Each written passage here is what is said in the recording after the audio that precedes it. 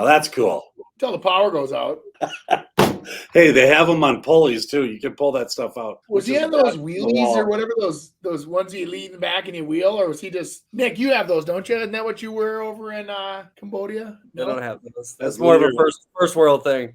That's lederhosen you're talking about. But I don't know. I think that kind of stuff to me is kind of cool. I mean, that was an office. That was a freaking walk-in closet, master suite, and it was an open great room with a kitchen. There was a company years ago that with medical files, before a lot of that went digital, and these guys they invented this. They're out of Robbinsdale, and they had these huge file cabinets that would be 20 feet long, and they were 10 feet high or whatever the space would be. And they would hit the button, and the whole file cabinet would slide over. And then the other ones would follow, and it would open up and, wherever you wanted to get into the files. It was a really cool setup, but it was like, these were like $200,000 systems for these file cabinets, and these bigger medical centers that didn't have the space to give, that they, like urban markets where they don't have hey, let's put on another wing on the hospital. So they would have to rely on these condensed and they made a killing selling those things. So it is a cool technology. It just, I didn't look at was the floor. The floor, when you roll that over, I'm assuming it's on some kind of a track. Is it hard on your feet? Is it,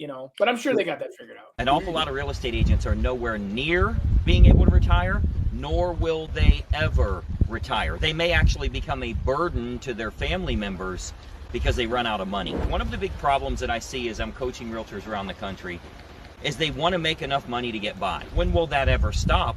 You're going to be the 70-year-old realtor, the 80-year-old realtor, and beyond. You don't have a pension. You don't have a huge IRA and a 401k and all of those things. It's your responsibility. Don't freaking call me when you're 87 talking about I should have listened 40 years ago. That's like Greg Luther. I don't know if you've ever watched him before. Yeah. Oh, yeah. He was the luxury guy, wasn't he? Yeah. He had me. I was listening to some of his stuff, and then he lost me. He was sitting there one time going, you see this racehorse? I paid $6 million for this racehorse. This is a hobby of mine. I'm so successful. And you should listen to me because of my success. I'm like, immediately like, okay, now I want to do a background check on this guy and see if he even sold a piece of real estate in his life. And how did he make his money? And did he make all of his money off coaching, or did he make all of his money off of real estate? Well, most coaches they can coach anything because everything they say is regurgitated just in a little different way to be able to fit that industry. So I used to drag Chris, you guys, to a couple of these real estate training things here and there. The first thing out of Chris's mouth was, I'll go because it'll be a fun trip to Chicago or whatever.